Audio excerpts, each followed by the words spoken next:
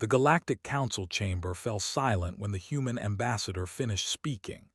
12 species sat in judgment, their eyes filled with the same emotion they always showed toward humanity: disappointment. "You are children," said High Arbiter, his ancient face twisted with frustration. 60 years among us, and still you do not understand how things work." Ambassador of the clicked his mandibles in agreement. Humans are emotional, reckless, they act before thinking. On the observation deck of the ESV Horizon, Admiral Park watched the recorded session with tired eyes. He had heard these words many times. Humanity was young. Humanity was foolish. Humanity did not belong among the stars. He turned off the screen and looked out at the endless darkness of space. The horizon floated near the border of the hollow expanse, a dead region that no ship was allowed to enter. Beyond that invisible line lived the most feared species in galactic history. 3,000 years ago, they had nearly destroyed everything. They were monsters with 8 limbs, covered in armor harder than any metal. They could survive in the cold vacuum of space. They felt no mercy. They knew no fear. The ancient war had killed 17 civilizations before the Galactic Council finally pushed them back. Now they lived in eternal prison. Weapon platforms surrounded their space. Patrol fleets watched every shadow. The isolation mandate was absolute. No contact, no communication, no mercy. Understood why the galaxy feared them. But lately, something had been bothering him. The door opened behind him. Doctor walked in, her tablet glowing with data. She was the ship's, an expert in alien languages. She was also the only person on board who seemed as troubled as he was. "Admiral," she said, "I found something." Turned, "Show me." Pulled up a waveform on her tablet. "These are transmissions. The Council says they are just noise, animal sounds, but look at the patterns." Studied the lines. He was not a linguist, but even he could see the repetition, the structure. "This is language," he said. Nodded. "Not just language. These patterns match mourning songs from other species. They are not roaring or threatening. They are grieving." Before could respond, alarms screamed through the ship. Red lights filled the bridge as crew members rushed to their stations. Captain Minu's voice came through the speakers. "Admiral, to the bridge. We have a situation." And ran. When they arrived, the main screen showed a terrible image. A conquered patrol vessel torn apart, bodies floating in the wreckage. "The Council is calling it an attack," Minu reported. His face was hard, his hands tight on his console. He had lost friends in past conflicts. He hated the like most soldiers did. But was already analyzing the data. "Wait, look at the damage patterns. Weapons leave specific marks. These wounds are different." "Different how?" asked. "I do not know, but this was not the—" Minu shook his head. "With respect, Doctor, you cannot know that. They are killers. Everyone knows this." "Everyone believes this," corrected. "That is not the same thing." The argument ended when Lieutenant, the young communications officer, gasped. "Admiral, I am detecting a ship crossing the quarantine line. It is damaged, barely moving. Life signs are weak." The bridge went cold. A vessel had left the hollow expanse. According to galactic law, there was only one response: destroy it immediately. Stared at the screen. The ship was small, leaking atmosphere, spinning slowly through the void. Whatever was inside was dying. "Sir," Minu said, "our orders are clear. We must fire."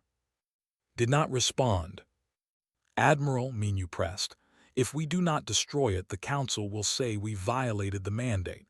They will punish Earth. They will punish all of humanity." Knew this. He knew the rules. He knew the consequences. But he also remembered what had shown him. Mourning songs, grief. What kind of monsters grieved? "Launch rescue shuttles," ordered. The bridge went silent. Every officer stared at him like he had lost his mind. "Sir," whispered. "You heard me. Bring the survivors aboard." Minyu stepped forward, his face pale. "Admiral, you cannot do this. They will kill us all."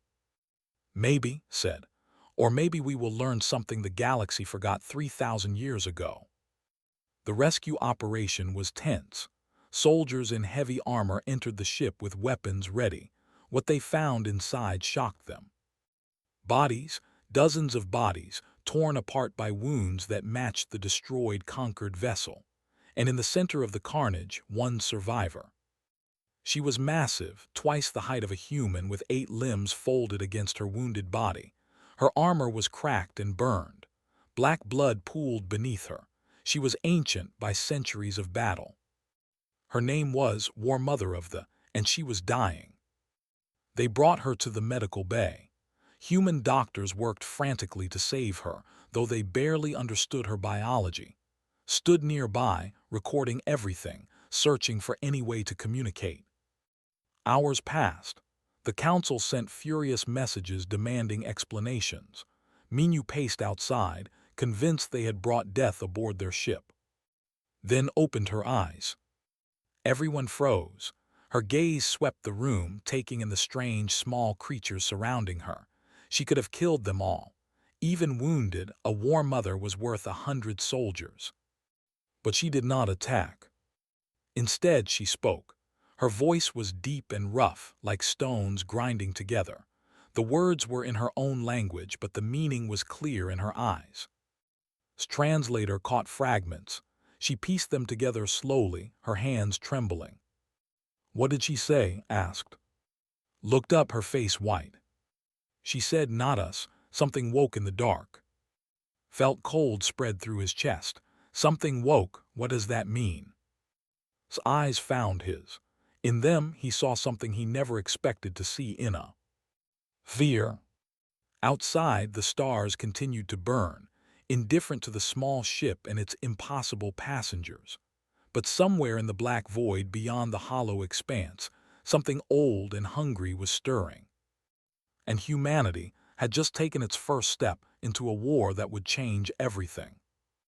Within hours of the rescue, every news channel across 1,000 worlds showed the same images: human soldiers carrying a War Mother into their ship. The reaction was immediate and violent. On Axiom Prime, the capital station of the Galactic Concord, Ambassador demanded justice. "Humanity has violated our most sacred law," he declared to the council. "Admiral Park must be arrested. His ship must be destroyed. The creature must be executed." High Arbiter listened in silence. He was old, older than most species could imagine. He remembered the ancient war. He remembered the fear. "Send a message to the human vessel," he finally said. "They have one cycle to surrender the. If they refuse, we will consider them enemies of the conquered." On the horizon, Admiral received the ultimatum. He read it once, then set it aside.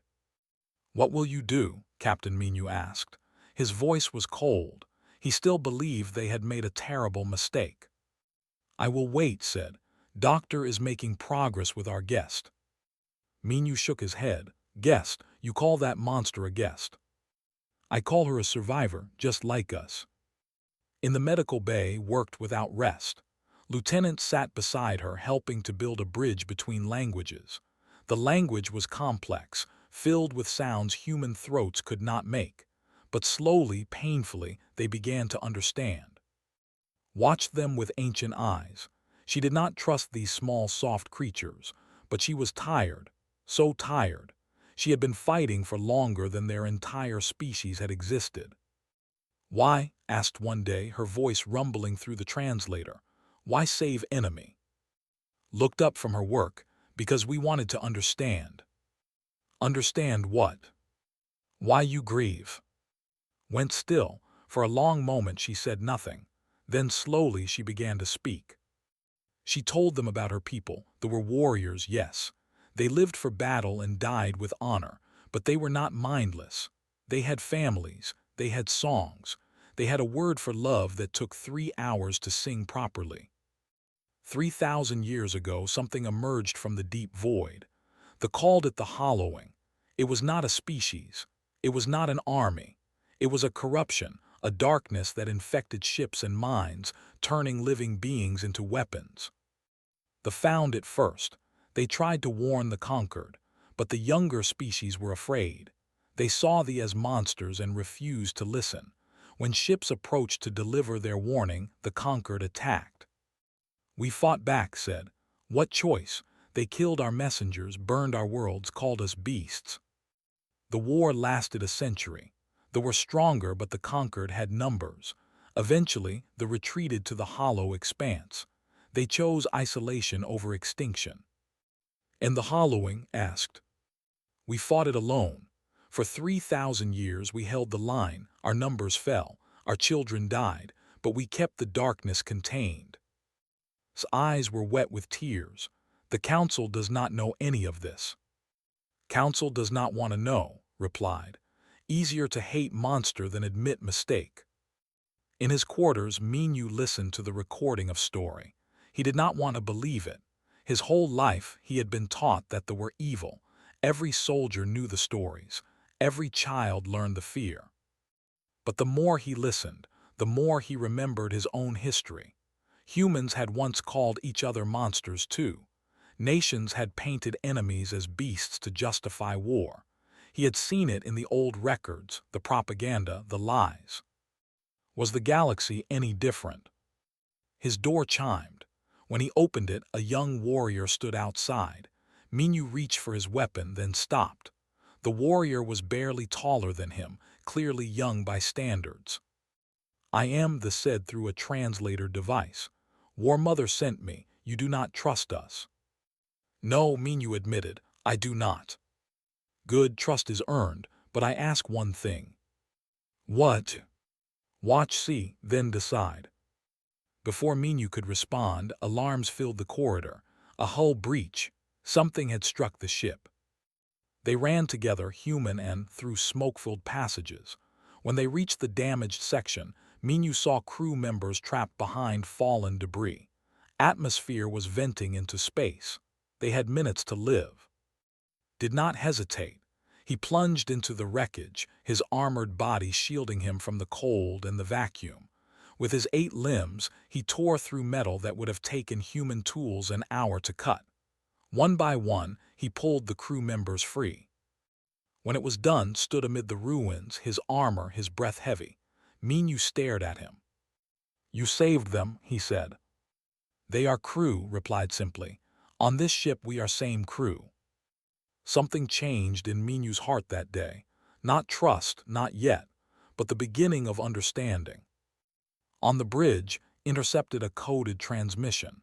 Her face went pale as she decoded it. Admiral, she said, the Conquered has made a decision. They are sending a strike fleet. Orders are to destroy the horizon and everyone aboard. They will blame them for our deaths. Closed his eyes. He had known this might happen. The council was afraid, and afraid people did terrible things. How long do we have? 12 hours. Stepped forward. Admiral says the hollowing is spreading. The attacks the council blamed on the were actually corrupted conquered ships. If we do not act, it will consume everything. The council will not listen to us, Minu said. No, agreed, but maybe they will listen to proof. He turned to, who had limped onto the bridge despite her wounds. War Mother, I need to ask something impossible. Tilted her massive head. Speak. Take us to your people. Let us fight beside you. Together, we can show the galaxy the truth. Studied him for a long moment. Then slowly, she lowered her head in what might have been respect. You are strange creatures, she said. Small, soft, short lives, but you have fire in your hearts. Very well, Admiral, I will take you to the hollow expanse. I will take you to war. Turned to his crew, they were afraid. He could see it in their eyes, but beneath the fear he saw something else. Determination. The galaxy thinks we are fools for showing mercy, he said. Let us prove them right, and then let us save them anyway. The horizon turned toward the forbidden darkness. Behind them, death was coming. Ahead, an entire species waited in the shadows, hoping for allies that had never come. Until now. As the horizon crossed the forbidden border, everyone on board saw the truth of 3,000 years of war. Broken ships drifted in the darkness like the bones of giants. Some were vessels, massive and angular. Others belonged to species that no longer existed, their names forgotten by history. Lieutenant stood at her station, tears running down her face. "There are so many," she whispered. Stood beside Admiral, her wounds slowly healing. "Each ship has a story," she said. "Each death has a name. We remember them all." The horizon flew deeper into the expanse. After 6 hours they saw it, the fortress world. It hung in space like a dark moon, its surface covered in ancient metal structures and weapon platforms. Once it had been beautiful. Now it was and broken. Home said quietly. Ships surrounded the horizon as they approached. They were smaller than the old records suggested, fewer than the legends claimed. The mighty fleet was now barely 100 vessels. "They are dying," said, looking at her scanner. "Their population is below 2 million. At this rate, they will be extinct within 3 generations." Felt the weight of that number. 2 million souls, the last of their kind, fighting a war no one else even knew existed. The horizon landed in a great metal hall. Warriors lined the walls, watching the humans with suspicious eyes. Walked out first, followed by Minu, and they were small and soft among giants, but they did not show fear. Led them to the Council of Mothers. The council sat in a circle of stone seats, 7 war mothers who had survived centuries of battle. They were ancient and terrible. Their eyes held no warmth. "You bring outsiders to our sacred hall," said the eldest, her voice like grinding metal. "Explain yourself." Bowed her head. "These humans saved my life. They crossed the forbidden line to rescue enemies. They seek alliance against the Hollowing." Silence filled the hall. Then one of the mothers laughed. It was not a kind sound. "Alliance with these small things. They would break in our hands. They would run from our enemies. They are weakness-wearing skin." Minu stepped forward, his jaw tight. Several warriors moved to stop him, but raised a limb. "I have seen these humans fight," she said. "I have seen them choose death over surrender. They are not weak. They are simply different." "Different is not useful," another mother replied. "We need warriors, not pets." Spoke then. Her voice was calm, clear, and carried across the hall. "You are right. We are small. We are soft. Our lives are short and our bodies are fragile. But let me tell you what we are not." She stepped into the center of the circle, facing the ancient mothers without fear. "We are not afraid of being wrong. We are not too proud to change. For thousands of years, your people sent warnings to the conquered and they refused to listen. We listened in one day." She paused, letting the words sink in. "We know our own history. We have done terrible things to each other. We have built empires on lies and drowned nations in blood. But we also learned. We changed. That is our gift. We can become better." The eldest mother leaned forward. "Pretty words, but words do not win wars." "No," agreed. "Actions do. So let me tell you what humanity will do. We will stand beside you. We will fight your enemies. We will die if we must. Not because we are strong, but because it is right." Silence again. Then from the back of the hall, a young voice spoke. "I believe her." Everyone turned, stepped forward, still bearing scars from saving the Horizon crew. The council looked at him with displeasure. "You are young," a mother said. "You do not speak in this hall." "Then I claim the right of challenge," replied. The hall went cold. The right of challenge was ancient law. Any warrior could fight for the right to speak before the council. But the opponent would be a mother, a veteran of 1,000 battles. "You would die for these humans?" the eldest asked. "I would die for truth," said. "You have forgotten something in your long war. You have forgotten what it means to have allies. These humans remembered for us."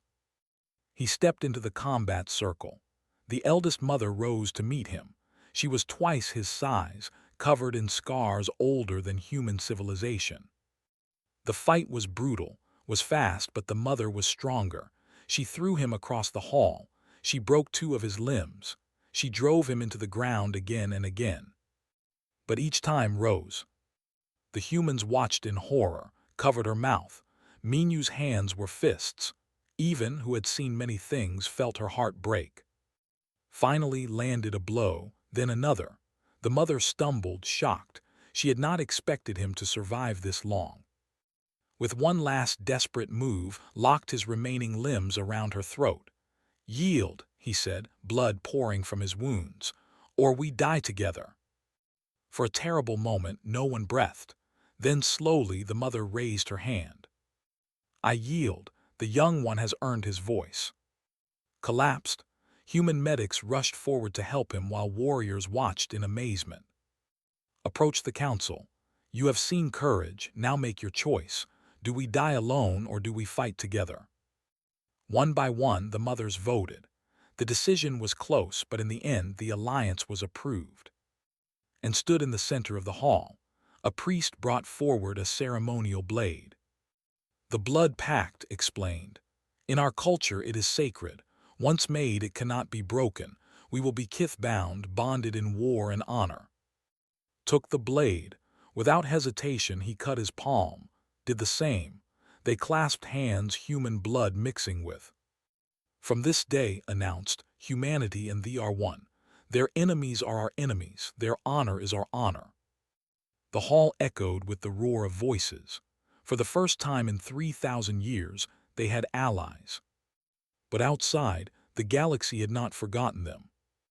A conquered fleet arrived at the border of the hollow expanse, weapons armed and ready. They had come to destroy the traitors. Stood on the bridge of the horizon looking at the enemy ships. Behind him stood warriors. Beside him stood his crew. They were ready. He opened a channel to all frequencies, broadcasting to every ship, every station, every world that could hear. "This is Admiral Park of Earth. They are under humanity's protection. They are our allies, our friends, and our family. If you fire on them, you fire on us. If you want war, we will give you war." He paused, then added, "But we would rather give you the truth. Come and see what we have found. Come and learn what you have forgotten. The real enemy is not behind this line. The real enemy is out there in the darkness, waiting for us to destroy each other." The fleet hesitated. For a long moment, the galaxy held its breath. And somewhere in the void, the hollowing stirred, hungry and patient, knowing that its time was coming soon. On 1,000 worlds, beings watched in horror as a human commander declared protection over the most feared species in history. News channels repeated his words. Governments held emergency meetings. Children asked their parents why the humans had befriended the monsters. On Axiom Prime, the Galactic Council erupted in chaos. "This is madness," Ambassador screamed.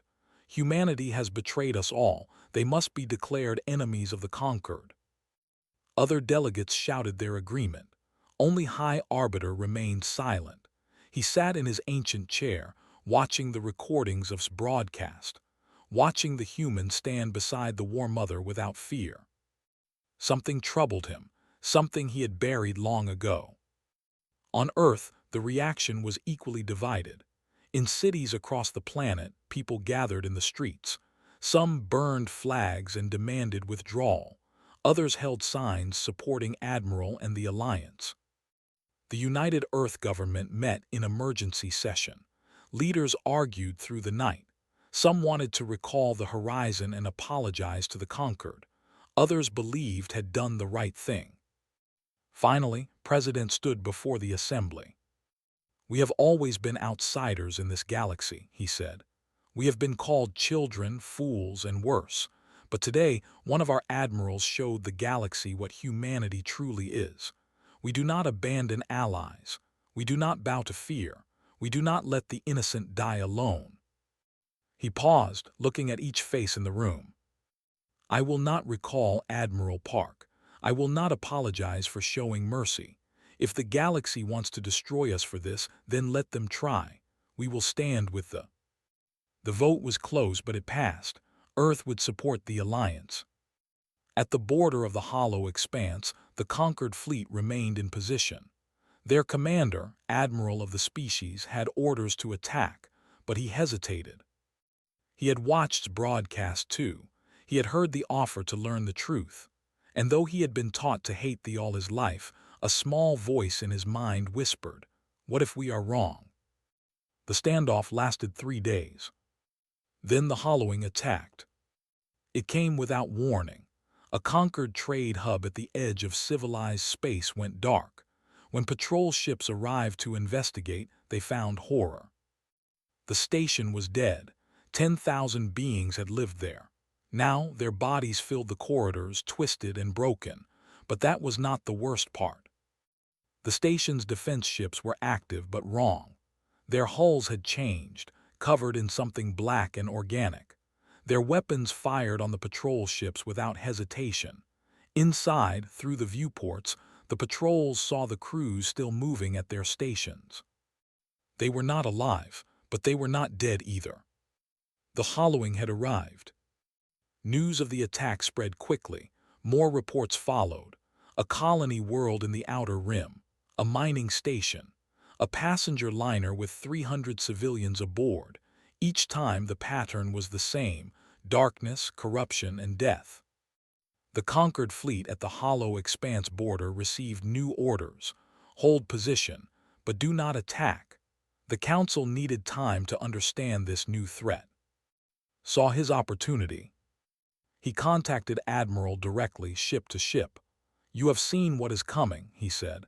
"They have been fighting this enemy for 3,000 years. They know how to defeat it. Let us show you."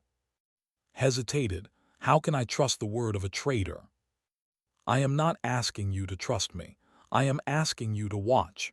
If we fail, you can destroy us then. But if we succeed, perhaps you will understand." After a long silence, agreed. The first joint operation was planned in hours. A hollowing hive ship had been detected moving toward a populated system. If it reached its target, millions would die. Captain Minu led the strike team. He commanded from the horizon while warriors waited in their boarding craft. Still recovering from his wounds, insisted on joining them. "You should rest," Minu told him. "Rest is for the dead," replied. "I will fight beside my human brother." Minu smiled despite himself. A month ago he would have killed on sight. Now he was glad to have him at his side.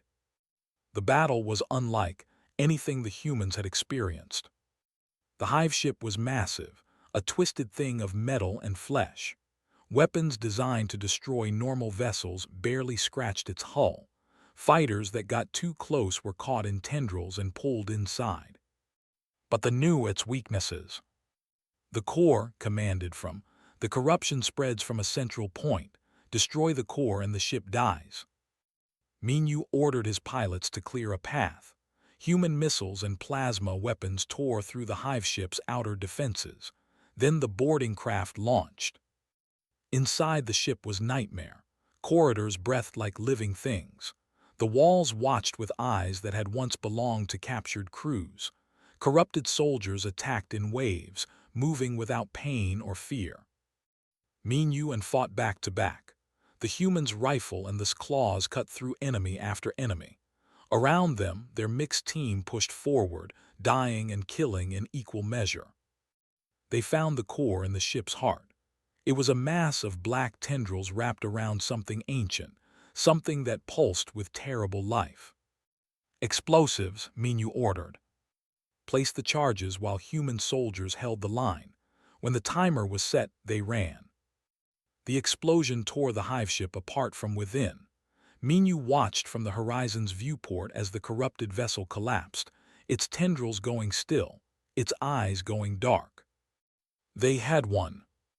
Admiral watched the battle footage in his command center. His officers stood around him in silence. "They did it," one whispered. "They actually destroyed it." Nodded slowly. He had spent his entire career believing there were monsters. Now he had watched them fight and die beside humans to save a conquered system. When the order came to fire on the horizon, did something that would have been unthinkable a week ago. He refused. "I cannot attack those ships," he told the council.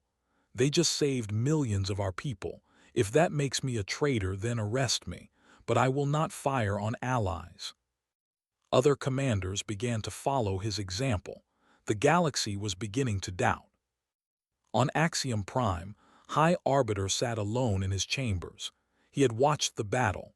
He had seen humans and die together to protect strangers who hated them. He pulled up ancient records, files sealed for 3,000 years. He read the original reports from the First War. He found the messages the had sent before the fighting began. Warnings. They had sent warnings about something in the darkness, and the conquered had ignored them. Closed his eyes. The weight of pressed down on him. His people had built their entire civilization on a lie, and now that lie was crumbling. He opened a private channel to the horizon. "Admiral Park," he said, "you may have doomed us all with your foolishness, or you may be our only hope. I do not know which yet." His face appeared on the screen. "Then let us find out together. Come to the hollow expanse. See the truth for yourself." Hesitated. Everything he had ever known told him to refuse, to destroy the humans and the while there was still time. But something else, something he had forgotten long ago, told him to listen. "Very well," he said, "show me proof, show me what we have forgotten." Outside the viewport, stars burned in the eternal darkness, and somewhere among them, the hollowing waited, patient and hungry, knowing that the real war was about to begin. High Arbiter arrived at the hollow expanse with a single ship and no guards. It was either the bravest or the most foolish thing he had done in his long life. Met him personally. They stood face to face in the great hall of two ancient beings who had been taught to hate each other from birth. "You are smaller than the stories say," observed. "You are older," replied. "I remember your voice from the war. You commanded the fleet that burned our colony on Thresh." Lowered his eyes. "I did. I was young. I was afraid. I believed you were monsters." "We were warriors. There is a difference." Doctor led through the archives. She showed him evidence that had been hidden for 3,000 years. The original warning transmissions, the records of first contact with the hollowing, the desperate attempts to make peace before the war. "Your ancestors knew," said.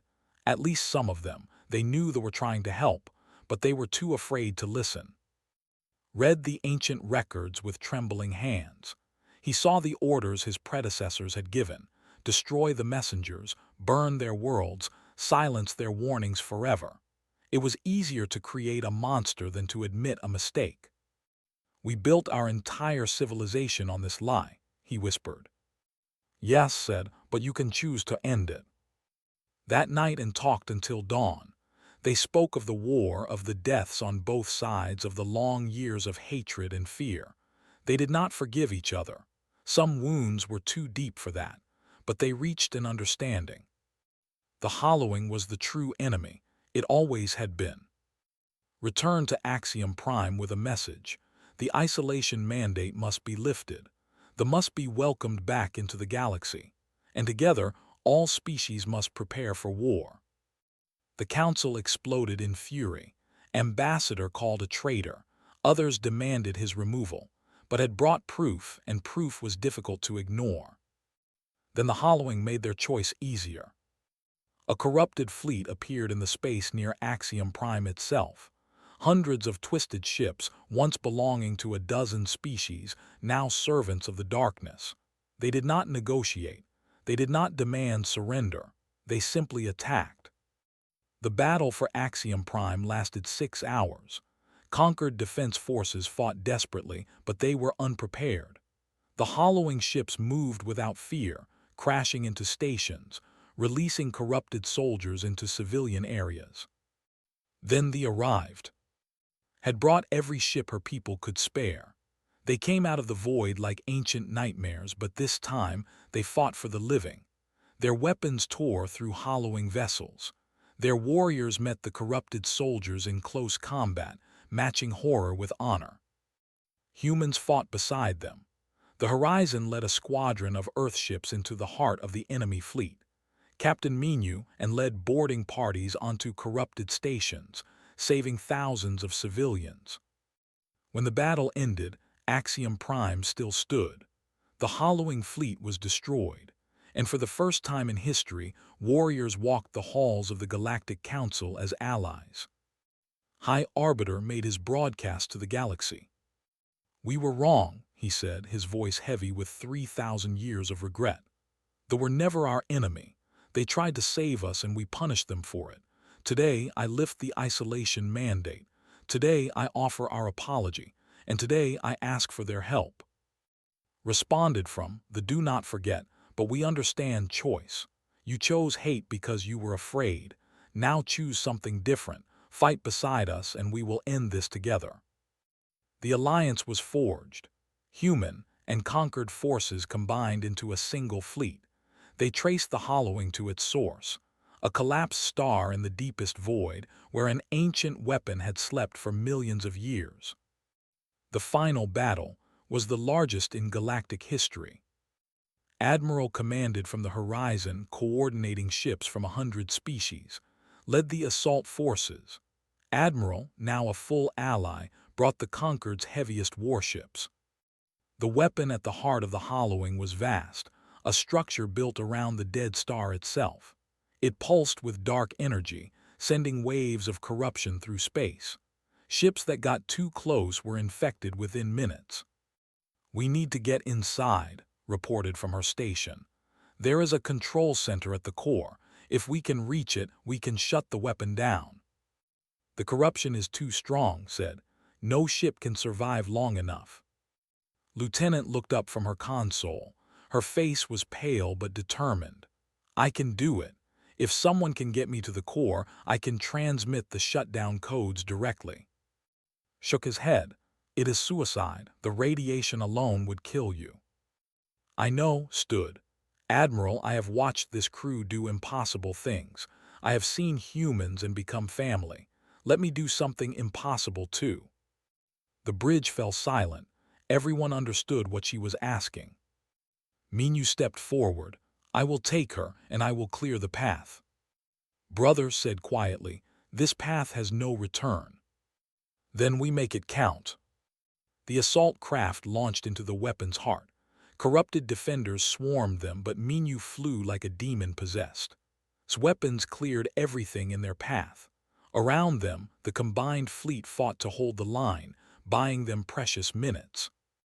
They reached the core, ran through corridors that pulsed with alien life, carrying the codes that would end the war. Minu and fought behind her, holding back wave after wave of corrupted soldiers. At the control center, found an interface. Her fingers flew across alien controls, translating, adapting, forcing the ancient machine to accept human commands. "It is working," she shouted. "I just need more time." A corrupted soldier broke through the defenses. It struck from behind, its claws tearing into her shoulder. She screamed but did not stop. Her blood dripped onto the console as she continued typing. Killed the soldier and stood over her, protecting her with his own body. Minu fired until his weapon was empty, then fought with his bare hands. The codes uploaded, the weapon shuddered. "Go," whispered, "get out, tell them we did not run."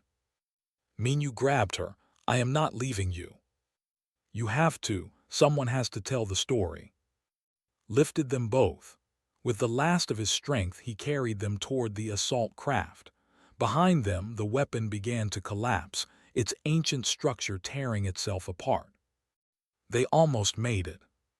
The explosion caught them at the edge of the hangar, threw Minu and into the craft and slammed the door. Before Minu could stop him, launched the ship with his own hands. "Brother!" Minu screamed through the viewport. Stood in the burning hangar, corruption spreading across his armor. He raised one limb in farewell. "Tell the galaxy," he said through the radio, his voice fatting. "Tell them we stood together. Tell them we won." The assault craft escaped. Behind it, the ancient weapon collapsed into the dead star, taking the hollowing with it. Died 3 hours later in the medical bay. She never regained consciousness, but she died smiling. Her last transmission had been recorded and sent to every ship in the fleet. Tell them we did not run. Tell them we stood. The war was over. On Axiom Prime, a memorial was built in the Great Plaza. It listed the names of everyone who died in the final battle, human and conquered together. Thousands of names, carved in stone that would last forever. Admiral and stood before it, watching ships from 100 worlds pass overhead. "Will your people ever forgive us?" asked, "for 3,000 years of isolation?" Was quiet for a long moment. "Forgiveness is not our way," she finally said. "But honor is. You showed us honor when the galaxy showed us only fear. That we will never forget." They stood in silence as the sun set over Axiom Prime. The galaxy would never be the same. Old hatreds remained and new challenges waited in the darkness. But something had changed. Species that once saw only enemies now saw allies. Beings that once hated now respected. And somewhere, in the void between stars, the echo of last words traveled on, carried by radio waves that would last until the end of time. "We did not run, we stood." That was humanity's gift to the galaxy. Not strength, not technology, not weapons. Just the simple, stubborn courage to stand beside monsters and make them family. The galaxy had been petrified when humanity allied with the most dangerous species. Now the galaxy was free.